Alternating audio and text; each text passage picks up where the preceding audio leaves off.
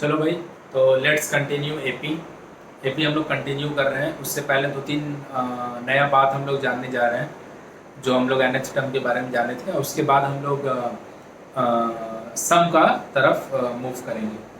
तो पहले हम लोग एपी का एनएच टर्म का फॉर्मूला क्या था? A n is equal to a plus N minus one d, where a is the first term, n is the number of term or position of the term, d is the common difference, and an is the position of the nth, sorry, value of the nth term। ये हम लोग सब पिछला video में हम लोग discuss कर चुके हैं, अच्छे से डिस्कस किए हैं, काफ़ी अच्छे से। अब हम लोग कुछ क्वेश्चन नोट करते हैं, उसको बनाते हैं, फिर हम लोग सम्स की तरफ जाएंगे। तो चलो जल्दी से स्टार्ट करते हैं। So our question is how many two digits numbers are divisible by 3। तो टू डिजिट नंबर पहले स्टार्ट कहाँ से होता है भाई? 10 से स्टार्ट होता है। कहाँ तक जाता है? 99 तक जाता है। तो बोला 10 से लेके 99 तक ऐसा क्या ठो नंबर है, 10 से लेके 99 तक ऐसा क्या ठो नंबर है जो 3 से डिविजिबल होता है, जो 3 से कटता है। तो अगर हम पहले एक चीज बोलते हैं ना, nth टर्म को ना हम लोग सम्स करने के लिए nth टर्म को लास्ट टर्म का जैसा भी हम लोग ट्रीट करते हैं। लास्ट टर्म देख लो क्या है भाई, how many to digit number. तो टू डिजिट स्टार्ट कहाँ से हो रहा है? 10 से। लेकिन टू डिजिट में सबसे पहला ऐसा नंबर जो 2 से 3 से डिविजिबल होता है वो क्या होता है? 12। तो हम बोल सकते हैं मेरा जो ए होगा वो क्या होगा? 12 होगा। जो ए होगा वो क्या होगा? 12 होगा। उसके बाद कौन आएगा? 15 आएगा। उसके बाद कौन आएगा? 18 आएगा। उसके बाद 21। ऐसे करते करते कहाँ तक जाएगा ये? लास्ट टर्म जो रहेगा वो क्या होगा? 99 होगा। लास्ट टर्म जो होगा वो क्या होगा? 99। लास्ट टर्म क्या होगा? 99 होगा। तो मेरे से पूछ रहा है कि कितना ऐसा नंबर है। तो तुम ही सोच के देखो। तो मेरे क्या पूछ रहा है? नंबर ऑफ पीसेस पूछ रहा है कि how many pieces of number between 10 to 99 which are divisible by 3। तो पहला हो गया 12 और लास्ट हो गया 99। और कॉमन डिफरेंस कितना होगा? देखो, पहला है 12, दूसरा 15, तीसरा 18। तो कॉमन डिफरेंस कितना होगा? 3 होगा। तो अगर हम बात करें 1 से लेके 99 तक, 1 से लेके 99 तक, तो उधर कितना नंबर होगा जो 3 से डिविजिबल होगा? 33 पीसेस होगा। 1 से लेकर 99 तक 33 पीसेस होगा। तो 12 से लेकर 99 तक कितना होगा? 30 पीसेस आएगा। कैसे? 1 से लेकर 99 तक आता है 33 पीसेस, जिसमें से 3, 6 और 9 वो तो है ही नहीं है। तो टोटल कितना आना चाहिए? 30। मतलब n का वैल्यू 30 आएगा। देख लो कैसे करें। सो हम लिख सकते हैं a n is equal to a plus N minus one d. और हम बोल ही दिए कि ए एन को हम लोग एनएच टर्म भी कंसिडर कर सकते हैं, ए एन को हम लोग लास्ट टर्म भी कंसिडर करें, कोई दिक्कत नहीं है। तो ए एन का वैल्यू कितना है? 99 है। ए कितना है भाई? 12 है। Plus N minus one D का वैल्यू कितना है? 3। कैसे डी 3 हो रहा है? क्योंकि 3 का डिविजिबल बोल रहा है ना, तो 12, 15 ऐसे करके चलेगा। तो इसको इधर लाते हैं, 87 होगा is equal to n minus one into 3। Divide दे दो इसको, 87 बाई 3 n माइनस वन, ये 29 आएगा। n minus one is equal to 29, so n is equal to 30। तो how many numbers are there? Total how many numbers? Total 30। Total कितना numbers है? 30। तो मेरे को क्या निकालना था? n निकालना था। मेरे को क्या निकालना था? n निकालना था। क्या? a 12 से लेकर, नॉट 12 बोला नहीं था ना, सिर्फ टू डिजिट नंबर बोला था। तो डिविजिबल बाई 3 होगा। ऐसा कितना नंबर होगा? 30। चलो पॉज करके नोट करो। क्वेश्चन हम सब लिख दे रहे हैं, इसलिए क्वेश्चन का नंबर नहीं लिख रहे हैं। चलो फिर से, how many numbers between 101 to 999 which are divisible by both 2 and 5। How many numbers? तो इतना समझ में आ रहा मेरे को, ए एन नहीं निकालना, एन निकालना, नंबर ऑफ पीसेस निकालना। बोल रहा है 101 से लेके 999 तक। हाँ, एक चीज अच्छे याद रखिए ना, ए एन को हम लोग लास्ट टर्म जैसा भी ट्रीट कर सकते हैं, nth टर्म को लास्ट टर्म जैसा भी ट्रीट कर सकते हैं। तो how many numbers between 101 and 999 which are divisible by 2 and 5 both। तो ऐसा नंबर जो 2 से भी कटता है और 5 से भी कटता है, वैसा कौन नंबर होता है? सोच के देख लो। जो नंबर 10 से डिविजिबल होता है। अगर हम मान लो 5 लेते हैं तो 5 से तो कैंसिल होगा, लेकिन 2 से नहीं होगा। अगर हम 15 लेते हैं, 15 5 से तो होगा, लेकिन 2 से नहीं होगा। अगर हम 6 लेते हैं, 6 2 से तो होगा, 5 से नहीं होगा। मेरे को ऐसा नंबर चाहिए which are divisible by both 2 and 5। That means they are asking us, they are they are saying us to find the number which are divisible by 10. मतलब divisible by both 5 and 10 is nothing but divisible by asking about divisible by 10. Divisible by both 2 and 5. तो वो सब number जो 2 से भी divisible होता है, divisible माने वो कटना, 2 से भी डिविजिबल होता है और 5 से भी डिविजिबल होता है, those numbers are divisible by 10. तो चलो चेक करके देखते हैं. 101 से लेके 999 तक सबसे पहला नंबर कौन आएगा जो डिविजिबल बाय 10 होगा? फर्स्ट टर्म क्या हो जाएगा भाई? 110. 101 से लेकर 999 तक, तो सबसे पहला क्या होगा? 110. और सबसे लास्ट टर्म क्या होगा? लास्ट टर्म को क्या बोल रहे हैं? an. कितना आएगा? 990 होगा. सबसे पहला होगा 110 और ये क्या होगा? 990. और 10 का डिविजिबल ना, तो 110, 110 के बाद 120, 130, 140 ऐसे करके सीरीज चलेगा. मतलब कॉमन डिफरेंस कितना हो जाएगा? Common difference d is equal to 10. Common difference d is equal to 10. तो चलो चेक करते हैं. an is equal to a plus n minus 1d. an 990, a 110 plus n minus 1d 10. तो इसको इधर ले आते तो 880 is equal to n minus 1 10. 0 0 cancel, so n minus 1 is equal to 88, so n is equal to 89. So how many terms are there which are divisible by both 2 and 3? 89. तो सबसे पहला ये इंपॉर्टेंट सबसे चीज है कि जो 2 से भी डिविजिबल होता है और 3 से भी डिविजिबल होता है, सॉरी 5 से भी होता है, उसका मतलब है वो मेरे से पूछ रहा है कि 10 से डिविजिबल वाला नंबर कौन कौन सा है. तो 10 से डिविजिबल वाला नंबर कौन कौन सा होगा भाई? बस कुछ नहीं करना, जितना के बिटवीन में बोलेगा पहला टर्म देखना कौन सा आ रहा है, एंड से देखना कौन सा आ रहा है, उसके बाद क्या करेंगे आप? कॉमन डिफरेंस मेरे को पता चल जाएगा तो कर लेंगे. चलो क्रॉस करके नोट करो.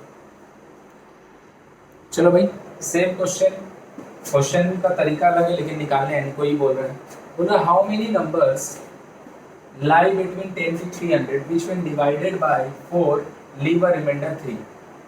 बोल रहा है कि कितना नंबर है ऐसा जो 10 से लेके 300 के बीच में है जिसको अगर हम 4 से डिवाइड देते हैं तो मेरे को 3 रिमाइंडर मिलेगा. 4 से डिवाइड देंगे तो 3 रिमाइंडर मिलेगा.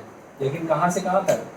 10 to 300, मतलब वो 10 से बड़ा होना चाहिए और 300 से लेस होना चाहिए. सो ग्रेटर देन होना चाहिए 10 एंड लेस देन 300. तो देखो पहला नंबर कहाँ आएगा? 15. अगर हम 15 को देखो 4 से डिवाइड दे दें, 15 4 से डिवाइड देंगे 3 बार में जाएगा.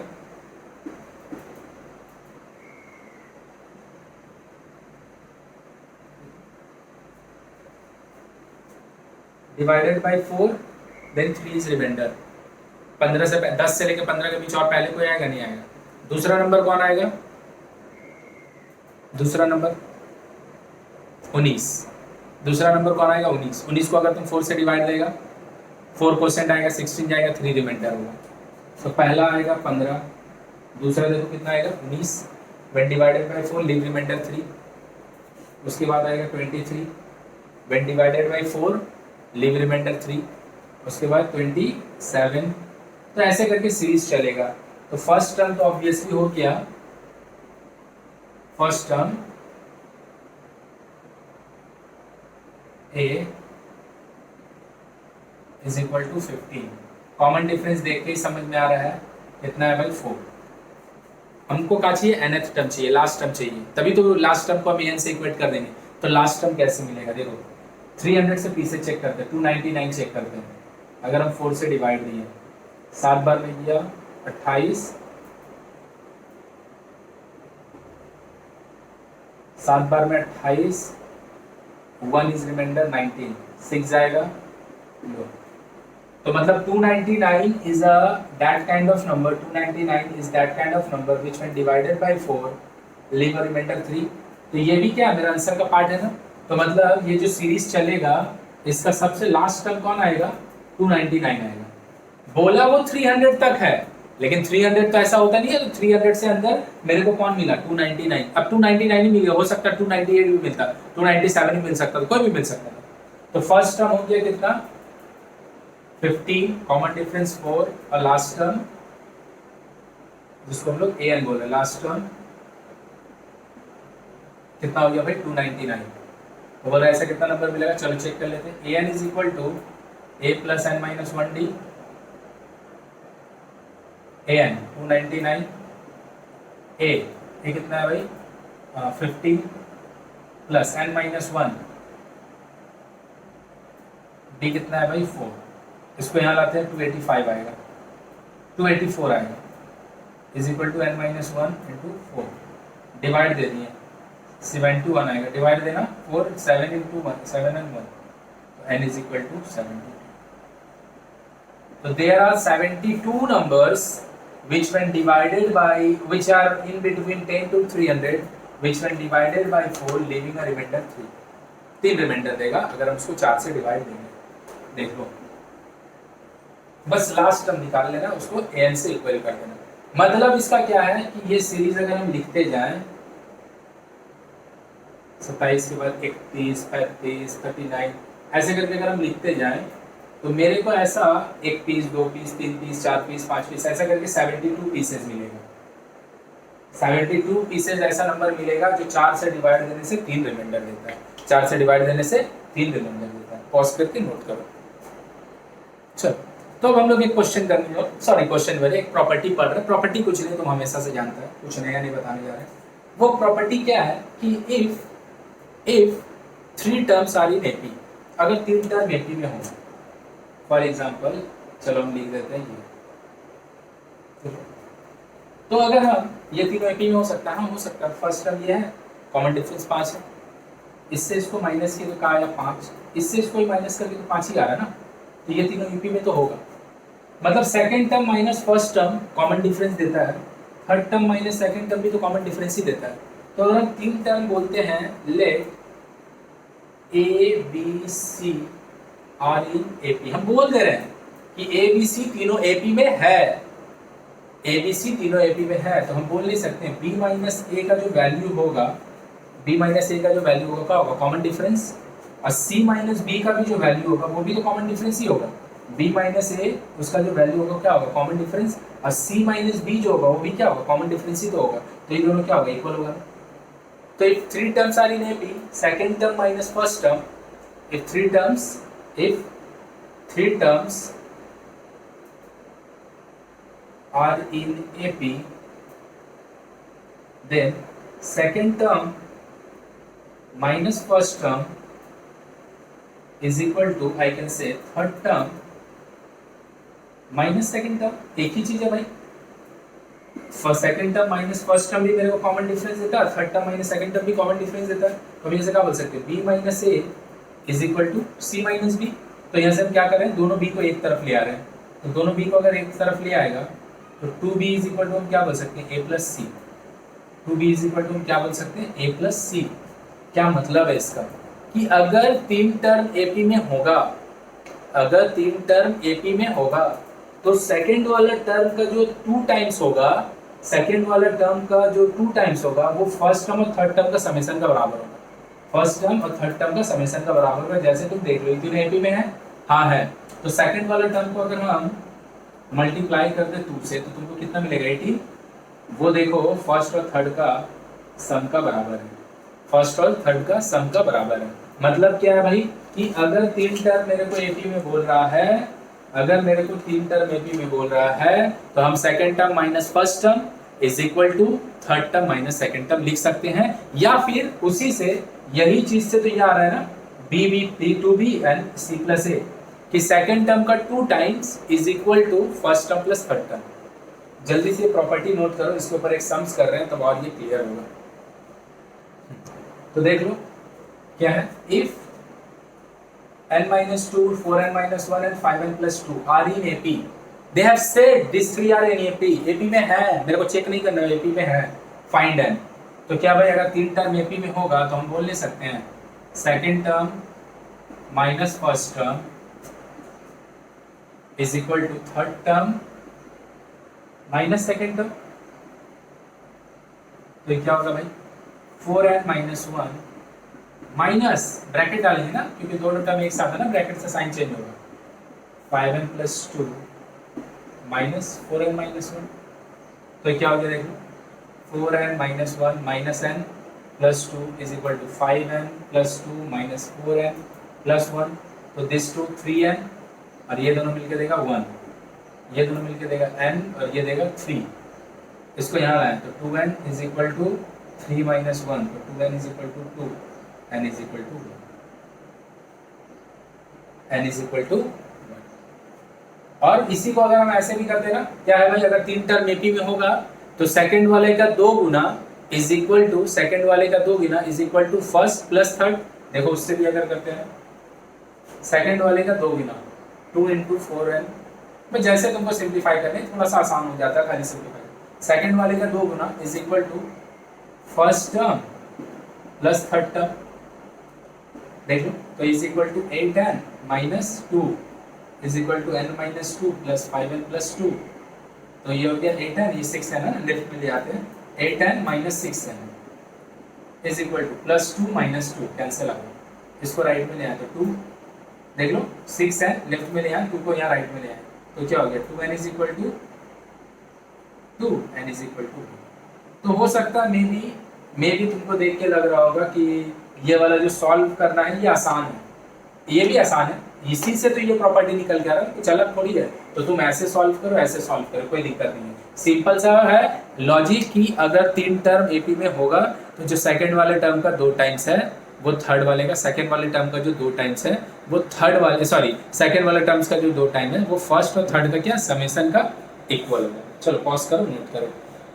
चलो तो अब जो हम लोग क्वेश्चन करने जा रहे हैं उसको करने से पहले, अब जो हम लोग क्वेश्चन करने जा रहे हैं उसको करने से पहले हम लोग क्या करेंगे, जो एपी का बारे में कुछ एक चीज और जानेंगे कि अगर if 3 numbers are in AP, अगर क्वेश्चन में बोल रहा है 3 नंबर्स आर इन एपी बोल रहा है, और अगर इसको मेरे को लेट करना है तो 3 नंबर अगर एपी में होगा, इसको लेट करने का तरीका है a minus D, A and A plus D. तुम चेक करके देख लो, ये तीनों नंबर एपी में है, तुम सेकंड टर्म से इसको माइनस करो, देख लो a minus A minus D, bracket open के a minus A plus D, cut गया, क्या आया d आया कॉमन डिफरेंस। अगर हम इससे इसको माइनस कर दें a plus D minus A cancel, क्या आया d, तो second term minus first term d आ रहा है, third term minus first term भी d आ रहा है, मतलब कॉमन डिफरेंस सेम है, मतलब a minus D, a and a plus D क्या है एपी में है, with first term obviously a and common difference is obviously d, common difference ये और ये। मतलब कि अगर कभी भी कोई भी क्वेश्चन में मेरे को एपी का 3 ठो नंबर लेट करने का जरूरत पड़ जाए तो हम अपना मन से तीनों का एक्स वाई जेड लेट नहीं करेंगे, ऐसे नहीं कि लेट द 3 नंबर्स भी एक्स वाई जेड, नहीं, लेट द 3 नंबर भी ए बी सी, नहीं, एकदम फिक्स है। अगर किसी भी क्वेश्चन में अगर बोलेगा कि 3 नंबर्स आर इन एपी और मेरे को उसको लेट करना है, मानना है, तो हम हमेशा कैसे लेट करेंगे, लेट द 3 नंबर्स भी a minus D, A plus D. तो एपी में 3 ठो नंबर को लेट करने का एकदम फिक्स तरीका है, वो ये है, एकदम फिक्स, इसी तरीके से लेट करेंगे तो सम्स बनेगा, और नहीं तो बहुत कॉम्प्लिकेटेड हो जाएगा। So if they are saying 3 number, और ये कैश क्यों लेट करते हैं हम लोग सम्स में भी देखेंगे, तो भैया ये क्यों समझाएं, क्योंकि हमको ये वाला सम्स करना है, तो वहाँ हम लोग देखेंगे। So if 3 numbers are in AP, if they are asking or saying in the question, then the numbers are, let the 3 numbers are in AP be a minus d, a plus d, हमेशा ऐसे late करेंगे with first term a and common difference d। चलो इसको लिख लो जल्दी से, ये late करने का फिक्स तरीका है। चलो लिख लिया, अब अगर इसको लिख लिया तो हम इसको मिटा दे रहे हैं। मिटाने के बाद ये जो टाइप ऑफ क्वेश्चन है ये एकदम वीवीआई टाइप ऑफ क्वेश्चन है। वीवीआई क्वेश्चन में 90% 80% चांस, 90 तो बहुत ज़्यादा हो जाता है, 80% चांस रहता है ये क्वेश्चन आने का, 80%, बहुत इंपॉर्टेंट क्वेश्चन है ये नहीं मतलब इस टाइप का, नॉट ये, इस टाइप का। तो क्या है भाई, the sum of the 3 numbers are in AP is 3। AP 3 number AP में है, उन तीनों का समेशन 3 है, और उन तीनों का प्रोडक्ट कितना 35 है, 35 है, सॉरी माइनस 35 है। तो मेरे को बोल रहा है फाइंड द नंबर्स, मेरे को बोल रहा है क्या, फाइंड द नंबर्स। तो कैसे लेट करेंगे, let the 3 numbers are in AP be A minus D A plus D, एकदम फिक्स तरीका। तीन तो नंबर एपी में है, तीनों को कैसे लेट करेंगे, a minus D A plus D.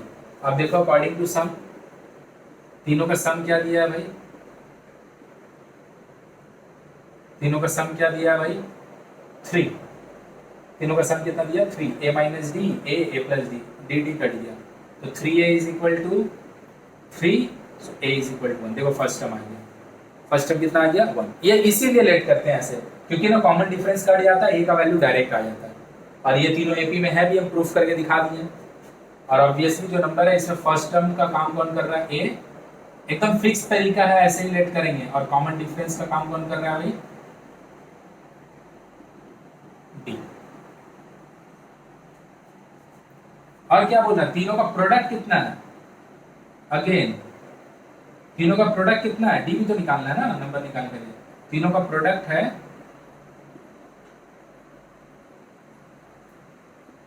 -35, तीनों का प्रोडक्ट कितना है -35। देख लो ए हम निकाल चुके थे, 1 minus D into 1 plus D is equal to -35। तो वो 1 तो हट गया, 1 माइनस डी 1 प्लस डी क्या होगा, 1 माइनस डी स्क्वायर होगा ना, a plus b minus b, a square minus b square is equal to -35। तो अगर हम इसको यहाँ ले आते हैं उसको वहाँ लेके चले जाते हैं, तो 1 plus 35 is equal to D square.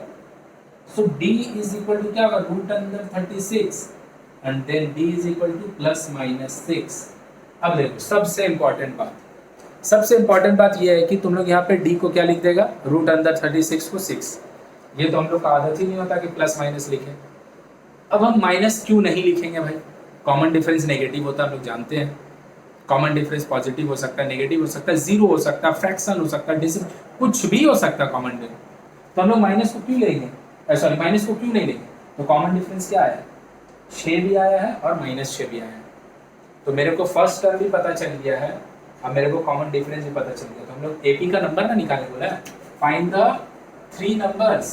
मेरे को तीनों नंबर निकालना था, है ना, मेरे को 3 नंबर्स निकालना था। चलो निकालते हैं। When a is equal to 1 and d is equal to 6, a1 और d6, तो मेरा नंबर क्या हो जाएगा, a minus d a plus d। so a 1 d 6, a 1 1 d 6, so what, -5 1 and 7। ये एक सेट नंबर हो गया, -5 1 and 7। और ये तीनों एपी में है भी, और इन तीनों का समेशन तुम चेक करके भी देख लो, -5 + 1 + 7 तीनों को जोड़ देगा, कितना आएगा 8 8 - 5 3। देखो समेशन 3 है, हाँ है। इन दोनों का प्रोडक्ट कितना होगा भाई, 5 × 1 × 7 -35। देख लो -35, मतलब जो आंसर हम लोग निकाले वो सही है।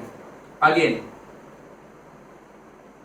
अब अगर a को हम बोले 1 और d को हम बोले -6, क्योंकि d -6 भी कंसिडर करके करना है, a तो फिक्स है, d तो दोनों है ना, तो a - d a plus d, so a 1 minus d -6, comma a 1 1 d -6। तो कितना हो गया देख लो, माइनस माइनस प्लस, 6 और 1 7, 1 प्लस माइनस माइनस, तो कितना हो गया भाई -6 + 1 -5। तो आंसर क्या होगा, दो सेट आंसर होगा, इधर दिस और दिस, दोनों आंसर होगा। या तो आंसर होगा -5 1 7, या तो आंसर होगा 7 1 -5, या तो आंसर होगा -5 1 7, या तो होगा 7 1 -5, दोनों आंसर होगा। अब देखो ध्यान से, कई बार ना डी का एक ही वैल्यू आएगा, डी का एक ही वैल्यू आएगा, तो ये दो सेट की जगह एक ही सेट आंसर होगा। और कई बार ए हमेशा फिक्स आएगा, एक ही आएगा, ए दो नहीं आएगा। डी का वैल्यू अगर 2 आए तो जो पहला सेट के लिए जो आंसर आएगा ना, दूसरा सेट आंसर ना उसी का रिवर्स आएगा। क्या बोले भैया, समझ में नहीं आया। अगर डी का एक तो वैल्यू है 5 और ए का 1 है, तो दोनों मिलकर तो एक ही सेट नंबर देगा। लेकिन अगर डी का 2 वैल्यू आ गया, 2 सेट आंसर आ गया, डी का 2 सेट आंसर आ गया, डी का 2 सेट आंसर आ गया, तो पहला पॉजिटिव का रिस्पॉन्स में जो आंसर आएगा, नेगेटिव का रिस्पॉन्स में तुमको लिखना तो पड़ेगा, लेकिन आंसर इसका रिवर्स ही आएगा, दूसरा नहीं आएगा। कि अगर पॉजिटिव का रिस्पॉन्स में आंसर आ गया 1 5 8, चल 1 5 9, तो नेगेटिव का रिस्पॉन्स में आंसर आएगा 9 5 1। अगर पॉजिटिव का रिस्पॉन्स में आंसर आ गया -1, -3, -5, तो नेगेटिव का रिस्पॉन्स में आंसर आएगा -5, -3, -1। एक ही आंसर आएगा, बस रिवर्स आएगा। और अगर डी का सिंगल वैल्यू हुआ तो फिर दो सेट आंसर ही नहीं आएगा। आई होप कि बात क्लियर हो गया कि जब भी एपी में हम लोग टर्म को लेट करेंगे तो फिक्स तरीका है, 3 टर्म को ऐसे लेट करेंगे, a-d, a+d। 3 से ज्यादा पूछता नहीं है। 11th क्लास में हम लोग से 5 टर्म के बारे में पूछता है, 5 टर्म्स आर इन एपी, तो कैसे लेट करेंगे वो हम लोग का सिलेबस में नहीं, हम लोग का मैक्सिमम 3 है। तो अगर हम इसको ऐसे लेट करेंगे तो ही क्वेश्चन बनेगा, नहीं तो नहीं बनेगा। तो बस अभी और 1-2 क्वेश्चन कर रहे हैं, याद हो जाएगा ये बात। तो चलो पॉज करके नोट करो। चलो भाई, सेम टाइप क्वेश्चन, लेट भी सेम, बस क्वेश्चन का लैंग्वेज अलग है, क्वेश्चन बनेगा कुछ और। क्या लिखा है? The sum of the 3 numbers are in AP is 30। 3 number AP में, तीनों का समेशन है 30। And the ratio of the first to the third, first term और थर्ड टर्म का जो रेशियो है वो 3:7 है। पिछले वाले में क्या किया था, तीनों का प्रोडक्ट दे रहा था, यहाँ पे फर्स्ट एंड थर्ड का जो रेशियो है वो कितना, 3:7। बोला फाइंड द नंबर्स। तो 3 नंबर एपी में है, उसका लेट करने का तरीका एकदम fix, let the 3 numbers are. चलो भाई, तो कैसे लेट किया, let the 3 numbers be a-d, a+d, where obviously a is the first term and d is the common difference. तो तीनों का समेशन कितना दे रहा, 30, a-d plus a+d, sum of the numbers है ना, तीनों को जोड़े, d कैंसिल हो गया, तो 3a = 30, a = 10। क्यों देखो लेट करते हैं इसको इसीलिए लेट करते हैं ना, जब हम सम लिखते हैं ना तो d और d कैंसिल हो जाता है ना, a का वैल्यू एक बार में आ जाता है। दिस इज द रीजन कि हम लोग इसको ऐसे लेट करते हैं। ठीक है, अब क्या दे रहा है, ratio of the first and third. Again किसका रेशियो भाई, फर्स्ट टर्म मतलब a-d एंड थर्ड a+d। बोलेगा भैया रेशियो है, तो रेशियो का मतलब ही तो डिवाइड होता है, इज इक्वल टू 3/7। चेक करते हैं d का वैल्यू कितना आ रहा है। चलो भाई, तो ratio of the first that is a-d and ratio of the third that is a+d, d is divided by what, 3:7 लिख दिए। a का वैल्यू हम 10 निकाल चुके हैं, पुट कर दिए, पुट करके क्रॉस मल्टीप्लाई करके सॉल्व किया, d कितना आया 10। देखो d क्वाड्रेटिक बना ही नहीं है, d का स्क्वायर आया ही नहीं है, तो d का 2 वैल्यू तो आने की कोई बात ही नहीं है, d का एक ही वैल्यू आया, तो d का भी एक वैल्यू, a का भी एक ही वैल्यू, मतलब वन सेट आंसर होगा। तो नंबर्स क्या हो जाएगा, नंबर्स आर, a का वैल्यू कितना है 10 और d का वैल्यू कितना है 4। क्या होगा भाई, a-d, a+d, a 10 - 4 comma a 10, 10 + 4 कितना हो गया देख लो, 6, 10, 14। देख लो तीनों नंबर एपी में है, हाँ है। तीनों का समेशन देख लो, तीनों का समेशन 30 हो रहा है, हाँ है, मतलब सही है। तीनों फर्स्ट और थर्ड का रेशियो 3:7 है, हाँ है। तो हर कंडीशन यही देखो होता है, जब हम लोग क्वेश्चन काफी करने सीख जाएंगे ना, और थोड़ा सा अगर हम लोग 5 सेकंड टाइम दे अपना ऊपर सम्स में, हम लोग झट से चेक कर सकते हैं कंडीशन को सेटिस्फाई करा के जो आंसर निकाले वो सही है कि गलत। तो 6, 8, 10 और 14 आया, हम यहाँ देख के बोल देंगे तो आंसर क्या सही है। क्यों, क्योंकि हम कंडीशन सेटिस्फाई करा लिए। सो आई होप बात समझ में आएगा, क्यों लेट करते हैं ये भी समझ में आया, क्योंकि डी कट जाता है। और ऐसे अगर लेट नहीं करेंगे, ABC लेट करेगा, XYZ लेट करेगा, लेट द 3 नंबर्स भी XYZ, तो ये नहीं बनेगा, क्योंकि डी कटेगा नहीं, वैल्यू नहीं आएगा। सोच लो ना, अगर हम लेट कर दे 3 नंबर्स भी XYZ, तो हमको क्या बोला, सम कितना 30, तो लिख दिए x + y + z = 30। चलो भाई बहुत बढ़िया, कुछ गलत नहीं है, एकदम सही किए। Ratio of the first and third कितना बोला भाई, 3/7। दो इक्वेशन दे दिए लोगों, x + y + z = 30, x/y = 3/z। कहाँ से सॉल्व होगा, ये सॉल्व ही नहीं होगा, सॉल्वेबल इक्वेशन ही नहीं, सॉल्व ही नहीं होगा। अगर होगा भी तो बहुत देरी लगेगी, इसलिए हम लोग ऐसे करेंगे। चलो पॉज करके नोट करो। तो देखो क्या लिखे हैं हम, और बात को समझते हैं, और इसके साथ हम लोग 2-3 क्वेश्चन को और करते हैं। क्या लिखा है, find the nth term of AP if a मतलब first term 40 and b 5 and hence find the 12th term. इसको हटाते हैं। बोल रहे हैं क्या, एक AP का मेरे को nth टर्म निकालना है। nth टर्म हम कैसे जानेंगे, 10th टर्म बोल रहा है, 15th टर्म बोल रहा है, 20th टर्म बोल रहा है, हमको क्या पता, मेरे को तो n का वैल्यू ही नहीं पता है।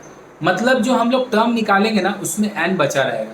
क्या बोल रहे हैं, ध्यान से देखो, nth टर्म, क्या फॉर्मूला होता है इसका भाई, an ना, an को हम लोग nth टर्म भी बोलते हैं, लास्ट टर्म रहता है तो last term, an is equal to a plus n minus 1d।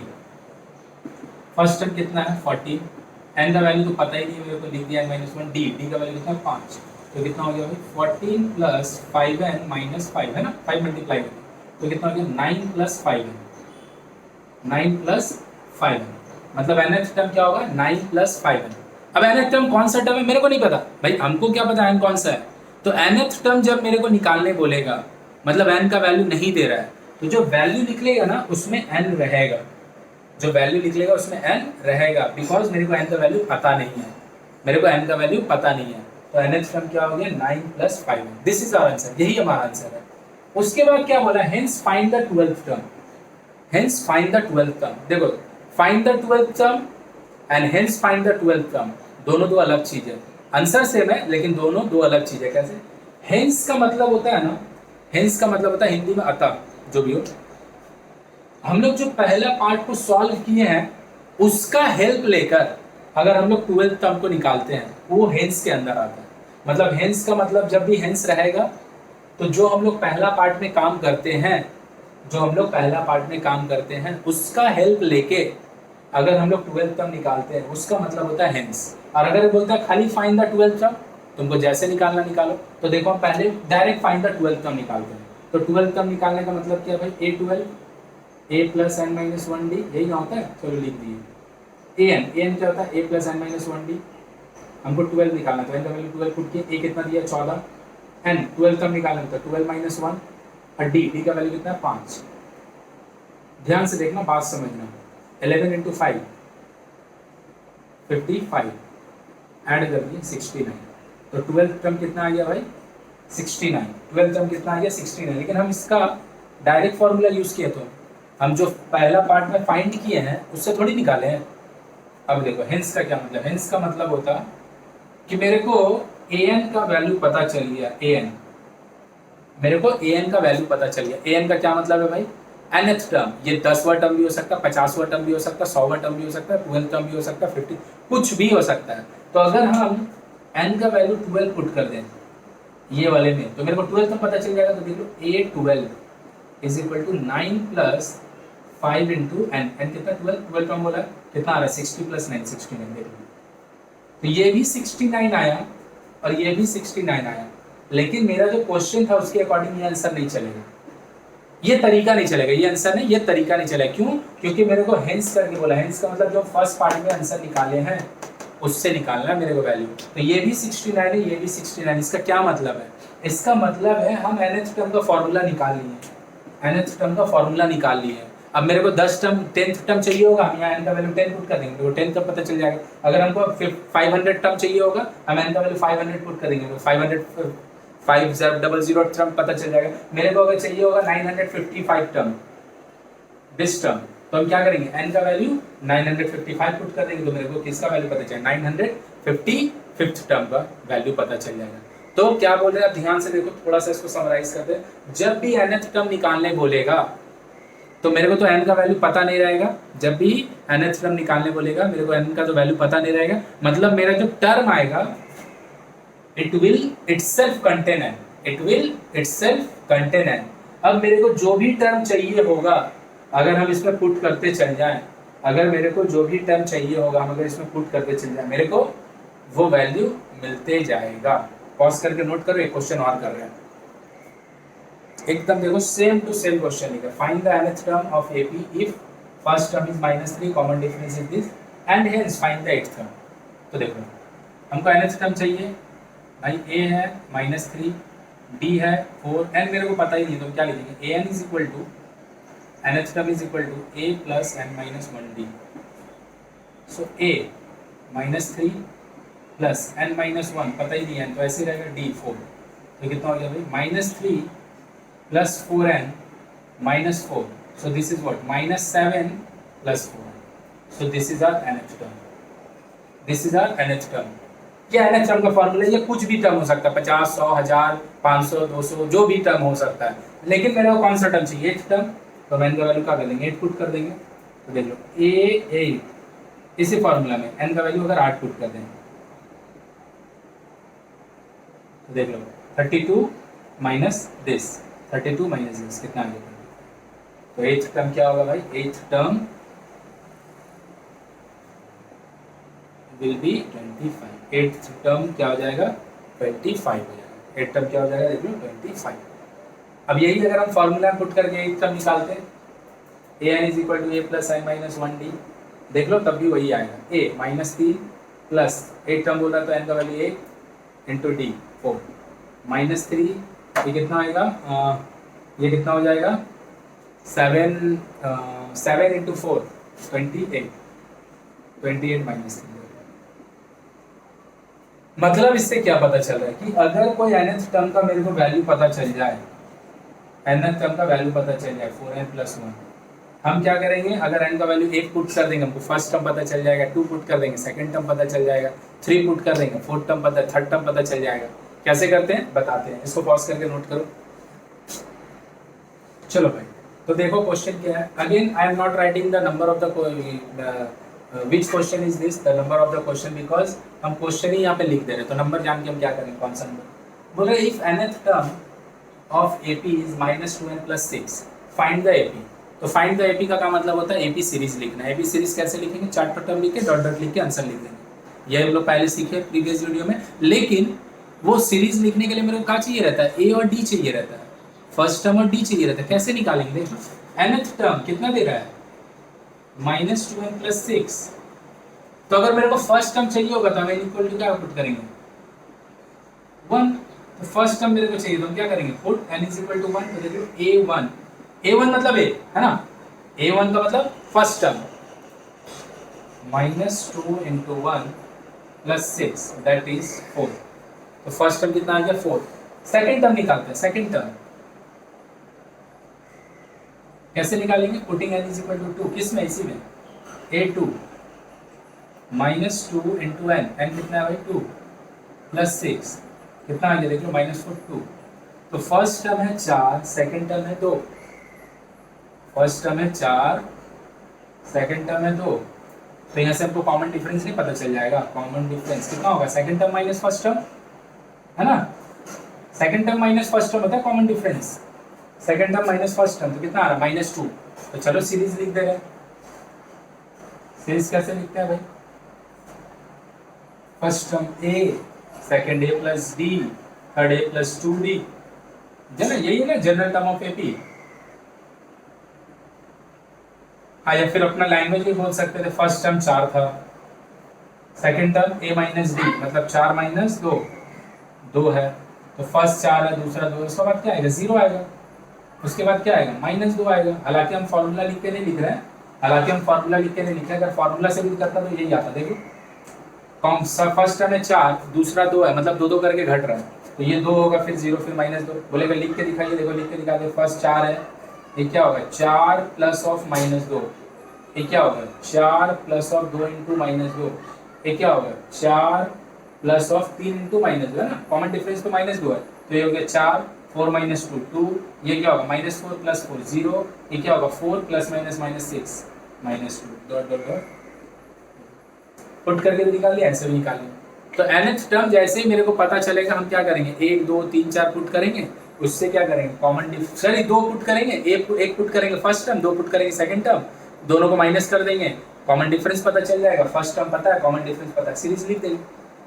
I hope कि अब बात समझ में आया होगा कि nth टर्म का क्या मतलब है। nth टर्म का मतलब विच कंटेन n, एक पुट करके फर्स्ट टर्म, हमको फिफ्थ टर्म चाहिए, n का वैल्यू 5 पुट कर देंगे।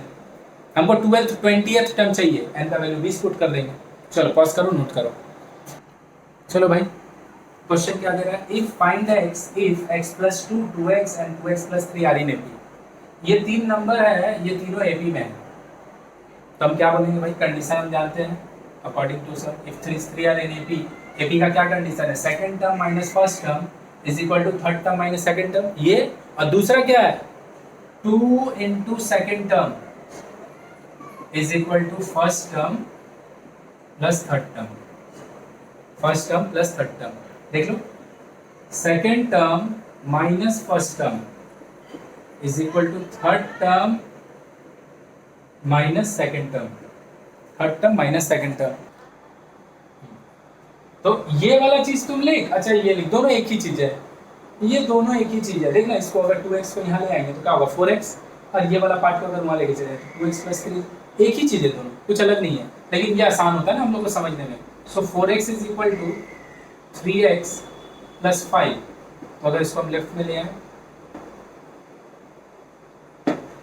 4x - 3x, x = तो if 3 terms are in AP, second 2 into second term is equal to first plus third। और अगर 3 नंबर को हम लेट कर रहे हैं AP में, अपने से खुद से लेट कर रहे हैं, तो a - d, a + d, ये लेट करेंगे तब। देखो एक और अच्छा क्वेश्चन कर, इसको पॉज करके नोट करो। क्या लिखे क्वेश्चन, इसको हम सॉल्व नहीं करेंगे, खाली हिंट देंगे। If the sum of 3 numbers are in AP is 21, 3 number AP में उसका समेशन कितना 21 है, and the sum of their square is 165, and the sum of their square is 160, sum of their square is 165, find the numbers, find the numbers। तो 3 number AP में है, उसको हम late करते हैं, कैसे लेट करते हैं देख लो, let the number be a - d, a + d, पक्का, हाँ भाई पक्का, लेट आई करते तरीका AP को। अब क्या है भाई, अकॉर्डिंग टू टर्म तीनों का समेशन कितना दिया है, तीनों का समेशन कितना दिया है, तीनों का समेशन दिया 21, डी से डी कैंसिल। क्यों ऐसे लिखते हैं, अब ये समझ में आ गया होगा कि ऐसे लेट करने से सम जब देता है ना तो एक ऐसे ही एक बार भी आ जाता है, तो ये पता चल गया। दूसरा कंडीशन क्या है, सम ऑफ देयर स्क्वायर, सम लेकिन किसका, तीनों नंबर का स्क्वायर का। तो तीनों नंबर है क्या, एक नंबर है a - d, इसका स्क्वायर, दूसरा नंबर है a तो उसका स्क्वायर, तीसरा नंबर है a + d तो उसका स्क्वायर। तीनों नंबर का स्क्वायर का समेशन कितना दे रहा है 165, तीनों नंबर का स्क्वायर का समेशन कितना दे रहा है 165। So sum of the number is 21, a पता चल गया, sum of their square of the number is 165, तीनों का स्क्वायर काट के इतना है। अब देखो ए तुमको पता है 7, तीनों में ए पुट कर दो तो यहाँ पे बचेगा ये 7 का स्क्वायर, ये होगा 7 - d का स्क्वायर, ये 7 + d का स्क्वायर। सॉल्व करेंगे तीनों को, डी क्वाड्रेटिक है, डी क्वाड्रेटिक आएगा, देखो डी स्क्वायर तो आएगा ना भाई, 7 - d का होल स्क्वायर, तो डी स्क्वायर में तो आएगा, और अगर डी स्क्वायर में आया तो कंफर्म है कि डी का 2 वैल्यू आएगा। तो जो भी डी का वैल्यू आएगा कैसे करेंगे, दो सेट नंबर होगा ना, ए 7 है और डी का जो भी नंबर आएगा पहले पॉजिटिव वाला ले लेना, इन तीनों को मिला के एक सेट नंबर बनाना, फिर डी का वैल्यू फिर से 7 लेगा, सॉरी ए का वैल्यू और डी का नेगेटिव वाला वैल्यू लेंगे, और फिर इन तीनों को लिख के a - d, a + d, a + तो क्या करेंगे, सेट 1 यहाँ से आएगा और यहाँ से सेट 2 आएगा। अब हम पहले ही बोल चुके हैं कि ये जो भी आएगा, जो भी इसका नीचे वाला ना उसका रेसिप्रोकल आता है, सॉरी रेसिप्रोकल रिवर्स आता है, नॉट रेसिप्रोकल। रेसिप्रोकल इज 4/3 का रेसिप्रोकल 3/4, रेसिप्रोकल नहीं रिवर्स आता है। तो ये अगर मान लीजिए 1 3 5 आ गया तो ये 5 3 1 आएगा, तो बोलेगा भैया सेकंड सेट निकालने का जरूरत है, डायरेक्ट लिख देंगे, हाँ डायरेक्ट लिख सकते हैं, डायरेक्ट लिख सकते हैं कि पहला सेट आ गया भैया 1 6 11, तो दूसरा सेट 11 6 1, डायरेक्ट लिख देंगे। लेकिन अपना सीखने के लिए अभी तुम लोग सॉल्व कर लेना, चलो पॉज करके नोट करो, सिंप्लीफाई करो, सॉल्व करो खुद से। चलो important VVI question, why VVI भैया, सेम क्वेश्चन है, सेम 100% सेम क्वेश्चन, 100% सेम तरीके से बनेगा, बस क्वेश्चन का लैंग्वेज पूछने का तरीका अलग है। क्या बोल रहा है ध्यान से, बोल रहा है divide 24 into 3 parts, divide 24 into 3 parts such that they are in AP। बोल रहा है 24 को इस तरीके से 3 पार्ट में डिवाइड करो। डिवाइड करने का मतलब यहाँ भाग देना नहीं है, जिसको हम लोग भाग बोलते हैं, ये डिवाइड नहीं करना है, नहीं डिवाइड नहीं करना है। यहाँ पे डिवाइड का मतलब होता है बांटना, बांटना है मेरे को। 24 को जैसे हम बांटे, एक को 4 दे दिए, एक को दे दिए 12, एक को 8। 24 रुपया मेरे पास है, उसको हम 3 पार्ट में बांट दिए, तो एक को 4 रुपया दे दिए, एक को 12 रुपया दे दिए, एक को 8 रुपया। ये बांटना मतलब क्या, हम जो 3 पार्ट में उसको बांटेंगे पक्का उसका समेशन 24 होना चाहिए, यही तो बांटना है ना। मेरे पास 50 रुपया है, हम 2 जने बांटे, एक को 30 रुपया दे दिए, एक को 20 रुपया दे दिए, मतलब जो 2 आदमी को जो पैसा मिलेगा उन दोनों का समेशन 50 ही होगा, क्योंकि हम 50 रुपये ही बांट रहे हैं। अगर हम 500 रुपया बांटे 3 लोग में, एक को दे दिए 2 को 200, एक को दे दिए 100, एक को फिर 200 दे दिए, तो एक को 200, एक को 200, एक को 100 दिए, तो मतलब क्या, तीनों का जो पार्ट है वो तीनों का समेशन तो 500 होना ही चाहिए, ये बांटने का मतलब है। तो बोल रहा है 24 को मेरे को बांटना है 3 पार्ट में इस तरह के, such that they are in AP, such that they are in AP. तो हम लेट कैसे करेंगे, 3 नंबर है, let the number be a - d a + d, देख लो let the number be a minus b, a plus b, where a is the first term and d is the common difference. तुम लोग पूरा लिखना। तो 24 को मेरे को 3 पार्ट में बांटना था, हम बांट दिए, तो हम बोल नहीं सकते तीनों का जो समेसन होगा वो 24 ही होगा। देख लो, कहीं से भी ये बात बोला नहीं है, ये तुमको समझना पड़ेगा कि 24 रुपया को 24 रुपये ही समझ लो, 24 रुपये को तुम 3 पार्ट में डिवाइड कर रहा है, बंटवारा कर रहा है, तो तीनों का जो समेसन होगा तो 24 ही ना होगा, 24 को ही तुम बांटे। तो ये डायरेक्ट नहीं बोला था। आई होप कि ये वाला बात समझ में आया होगा। एंड स्टार रिफर्स टू तो यही क्वेश्चन अगर ऐसे करके दे देता कि the sum of the 3 numbers are in AP is 24, देखो पिछला जैसा बन जाता। बस यहाँ पे सम नहीं बोल रहा है, यहाँ पे बोल रहा है डिवाइड 24 इंटू 3 पार्ट, लेकिन है क्या सेम टू सेम चीज़ है क्या सेम टू सेम है, बस पूछने का तरीका अलग, हम पहले ही बोल दिए। And their product is 40। ए भाई a minus D a plus D, तीनों का प्रोडक्ट कितना है 440। ए पता चल गया? हाँ पता चल गया भैया। 8 माइनस डी 8 प्लस डी 440, इससे इसको काट देंगे कितना आएगा पता है? 5 बार में 55 55। तो 8 माइनस डी 8 प्लस डी 55, तो ये कितना हो जाएगा 8 square minus D square. Solve करेंगे फिर से डी क्वाड्रेटिक, डी का तो वैल्यू आएगा, मतलब 2 सेट नंबर आएगा। फर्स्ट सेट खुद से कंप्लीट करो इसको, एंड सेकंड सेट। और हम बात कर ही चुके हैं, जो भी आंसर आएगा वो आंसर पहला वाला जो सेट में आएगा, दूसरा उसका रिवर्स आएगा। डी क्वाड्रेटिक है, a plus b A minus b. Solve करो, आंसर लिख दे रहे हैं। So this is the answer, solve it by yourself. 5 8 11 11 8 5, 2 set है दोनों। तो दूसरा सेट अगर अब तुम नहीं भी चाहेगा तो चलेगा, पहला सेट निकाल लो और दूसरा को रिवर्स करके लिखो। चलो पॉज करो, नोट करो। चलो, सो आई होप कि जो भी आज पढ़ाए हैं उतना समझ में आया होगा। अगर कहीं समझ में नहीं आया तो मेरे को बताओ। और चलो गुड लक, अच्छे से रहो, खुश रहो, पढ़ाई लिखाई करो अच्छे से। चलो गुड बाय।